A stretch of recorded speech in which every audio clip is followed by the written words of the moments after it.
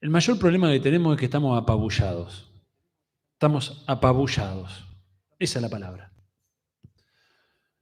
Y voy a usar una analogía militar para entender el momento por el cual estamos pasando y los que creo que son los caminos a seguir para enfrentar esta ofensiva destructiva, desnacionalizadora, que ya nos ha mostrado sus cartas, yo creo que están claras.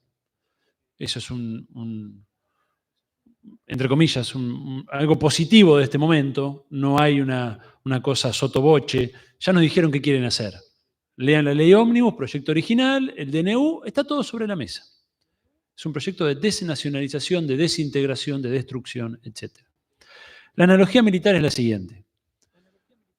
Ustedes sabrán que la gran ventaja militar de la Alemania nazi en los primeros años de la Segunda Guerra Mundial fue la Blitzkrieg, la guerra relámpago, ¿cierto? Que básicamente, ¿qué consistía la guerra relámpago? En un despliegue novedoso de armas, ¿no? La fuerza aérea, los carros blindados, el uso de la velocidad, para en muy poco tiempo apabullar al país que invadían, ¿no? La guerra relámpago fue la táctica privilegiada de la Alemania nazi para su ocupación de Europa en muy poco tiempo, ¿no? Apabullar con la velocidad y con la violencia. ¿Les suena parecido? ¿Quién fue quien detuvo el avance nazi? Esa respuesta la saben todos, ¿no es cierto? Rusia. Rusia. Fue la Rusia soviética. ¿Cómo frenó a la Alemania nazi? Con también una forma novedosa de desplegar su ejército, que fue la defensa en profundidad. Es el nombre técnico. Es la misma técnica que están usando hoy en Ucrania, bien, el Estado Mayor ruso. ¿En qué consiste la defensa en profundidad? Dijeron, si vamos al choque frente a frente, morimos. Ya lo habían probado en Europa del Este y Rusia venía perdiendo terreno. Entonces lo que hacen es, se plantan y construyen 20 kilómetros, 30 kilómetros de defensas fortificadas, entretejidas entre sí, conectadas entre sí. Entonces, cuando la Wehrmacht, ¿no? la Fuerza Armada Alemana, chocaba contra un punto de esta defensa en profundidad, el punto que primero se quebraba era asistido por todos los demás puntos que fortalecían ese punto débil. Y de ese modo frenaron a la avanzada alemana. La defensa en profundidad. Eso es lo que tenemos que hacer nosotros en este momento. Defensa en profundidad. Que significa en concreto, en el caso del sector científico-tecnológico, lo que estamos haciendo, compañeros, que es tejer solidaridades, fortalecernos mutuamente, ¿bien? Construir tejido, entramado, ciencia, tecnología, universidad, sindicatos, organizaciones, periodismo científico, Congreso de la Nación, Poder Judicial, empresarios que van a empezar a manifestarse contra lo que está sucediendo en el sector de ciencia y tecnología y universidad.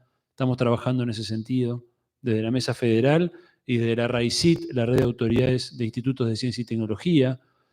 Apoyos internacionales. ¿Se dan cuenta? Eso es defensa en profundidad. Y lo estamos haciendo. Hay que seguir fortaleciendo el entramado. Hay que seguir fortaleciendo el entramado.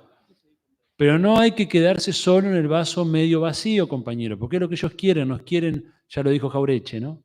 Nos quieren tristes porque si estamos tristes estamos derrotados, ¿no? Los desmoralizados no pelean. Necesitamos la moral fuerte. Es un elemento clave de la defensa en profundidad. Si te quiebran la moral, estás vencido. Entonces, moral en alto, ¿qué significa? En estos 3 meses hemos logrado, compañeros, hacer frente a esta arremetida. Recuerden la primera ley ómnibus y la que acaban de presentar hoy, que ya la tenemos analizada también. Hay muchos cambios, ¿eh? Y no es producto del afán negociador de un gobierno dialoguista. Justamente no se ha caracterizado por eso. Han tenido que ceder. A los gobernadores, sí, por supuesto, pero también al paro del 24 de enero de la CGT, a la fuerza social que hemos ido construyendo, compañeros, que también incide en la opinión pública, también incide en los medios, incide sobre el Congreso, porque si no creemos que lo que hacemos no sirve para nada. Hay que discutir contra esa interpretación de los hechos. Lo que hemos hecho desde la Mesa Federal, desde la RAICIT, desde el SIN, desde los sindicatos, ha servido muchísimo. Alguno me dirá, bueno, pero están los despedidos del servicio, los despedidos de tal otro organismo. Por supuesto que sí, pero es un contrafáctico. ¿Qué hubiera pasado si no hubiera estado la acción de resistencia que hemos venido realizando? Por supuesto que nos duele cada despedido. Por supuesto que nos duele cada línea de financiamiento que se corta. Por eso estamos movilizados. Por eso estamos construyendo esta defensa en profundidad. Nos duele, pero no estamos derrotados, compañeros. Ahora bien, ¿cuál es el segundo momento? Si Rusia se quedaba en la defensa en profundidad, ¿ganaba la guerra? Frenó el avance alemán. Ya eso complica al contrincante, porque un contrincante que se sostiene en avanzar, avanzar, avanzar, si se choca contra una pared tiene un problema. ¿Qué le pasó a este gobierno? Porque este gobierno tiene una lógica de apabullar, avanzar, avanzar, avanzar, avanzar todo el tiempo. Y eso tiene un problema, te genera muchos frentes de conflicto, empezás a perder, ¿no? Aceite, como se dice, empezás a perder, bien, consenso, empezás a generar ruido. ¿Pero qué faltaba para derrotar a la Alemania nazi? El mariscal Zhukov, el jefe de las Fuerzas Armadas soviéticas, ¿no? Que Zhukov era un maestro de la estrategia. Y para avanzar a la ofensiva y salir de la defensa en profundidad, empezó a aplicar la estrategia militar. Efectos de pinzas, ¿no? Distintas formas de distraer al enemigo, dispersarlo en el frente. ¿Qué quiero decir con esto? Que luego del momento defensivo y articulado con el momento defensivo en el que estamos, necesitamos un momento ofensivo, recuperar la iniciativa. No alcanza con defenderse. La defensa es fundamental, estamos haciéndolo, tejiendo, estamos tejiendo, organizando la bronca, ¿no es cierto?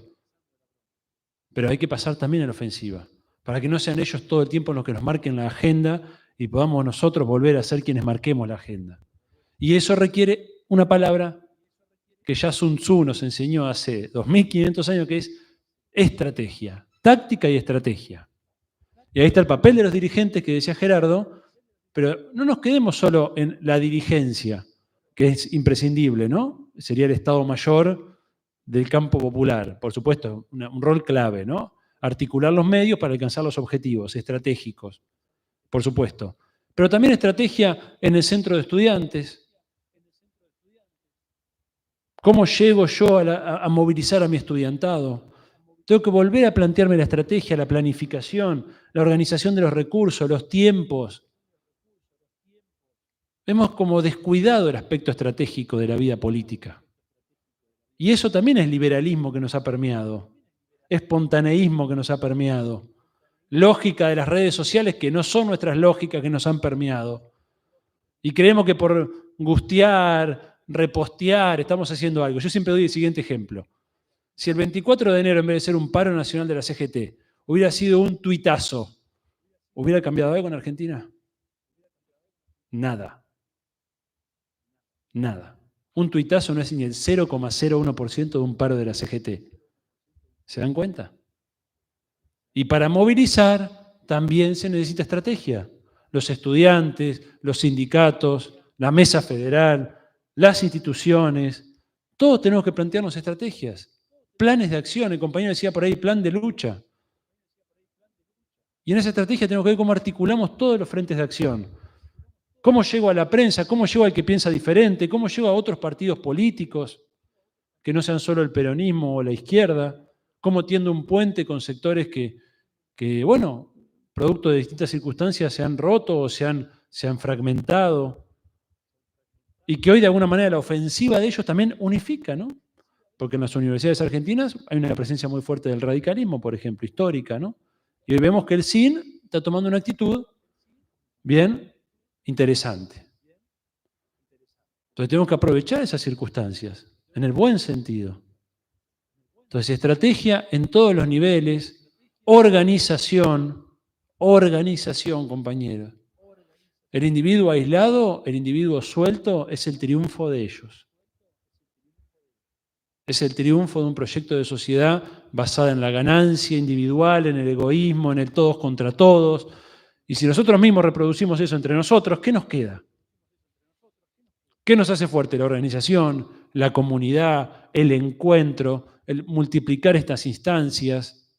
Yo no sé realmente si estamos más lentos que en el 2001 o 2016, no lo sé.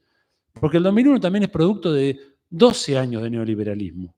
Habría que compararlo con el 90 o 91 quizás, ¿no? Y el 2016, bueno, hay otros condimentos en el medio, habría que ver. Nosotros tuvimos un 24 de enero, tuvimos un 8 de marzo, masivo en todo el país, donde lo que se moviliza ahí es mayormente crítico a las políticas de este gobierno.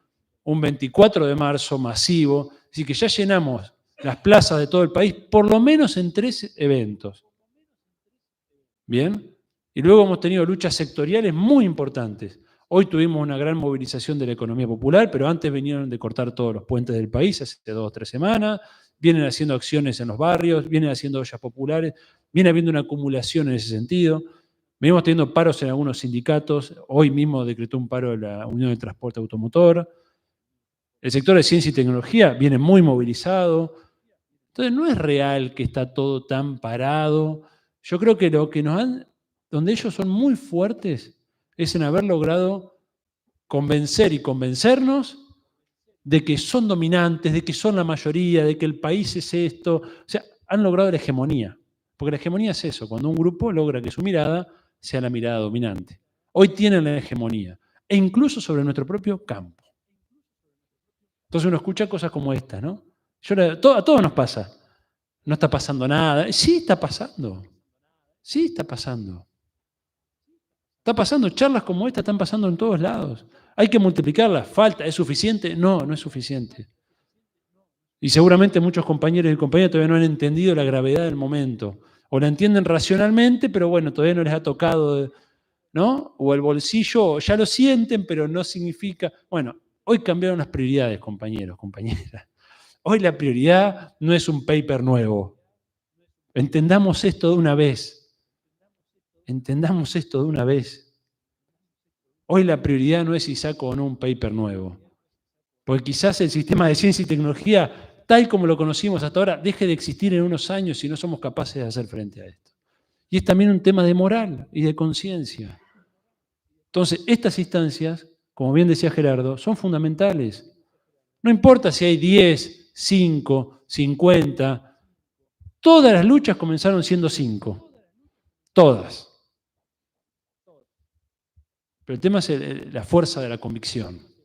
Entonces, no compremos el paquete de que todo lo que hicimos estaba mal, de que, como dijo el compañero, tenemos vergüenza de ser o peronistas o progresistas. ¿Qué nos hemos comido? Estos son un cachivache, son un desastre, son ineptos, son corruptos, son asquerosos. O sea, realmente, promiscuos, es una cosa desagradable de todo punto de vista. Entonces, no caigamos en eso. Sí tuvimos un gobierno muy limitado el anterior, por supuesto que sí, nos hacemos cargo. Nos hacemos cargo. Pero ese gobierno al lado de esto, o sea, era un gobierno de estadistas, o sea, realmente, ¿no es cierto? Hago un comentario. Sí, por favor.